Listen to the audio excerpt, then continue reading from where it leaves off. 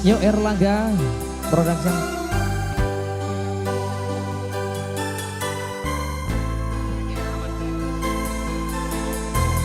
Barang Siti ambil untuk Anda semuanya. Ya. Spesial buat teman-teman yang sudah hadir di anniversary ketiga Matic.com Yogyakarta.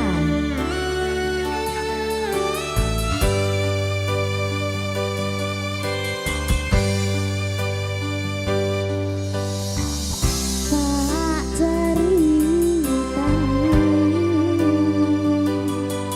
cerita sing paling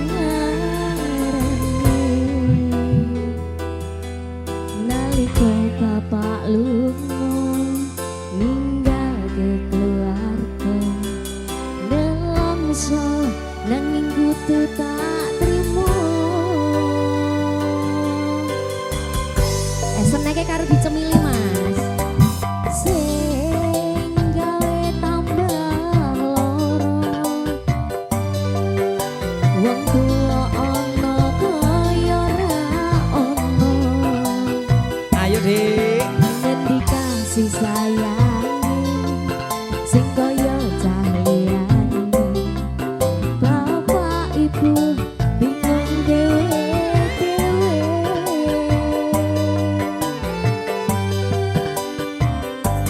yen pancen butuh pisah aja nganti anak dadi korban berjuang ninggalan dhewe nyanyi bareng yo. Ayo Dik. Ora sing jalani lair keluarga sing kaya nini tak apa-apa anane kabeh kahanane yen pancen ngene iki takdir. Ayo Dik.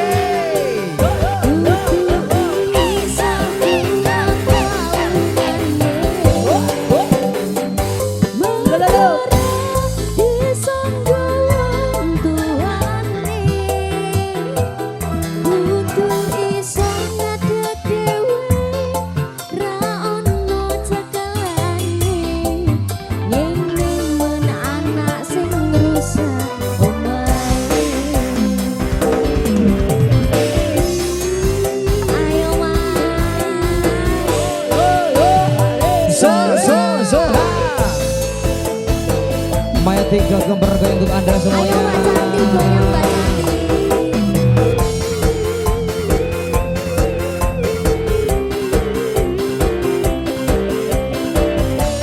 Terima kasih.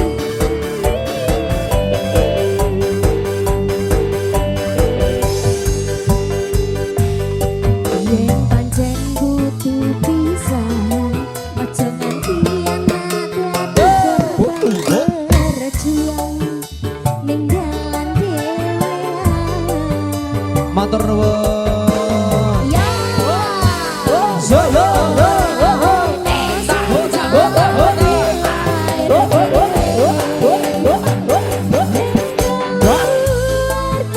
Sing kaya ngene. Zo zo zo. Apa anane kabeh kahanane yen pancen ngene iki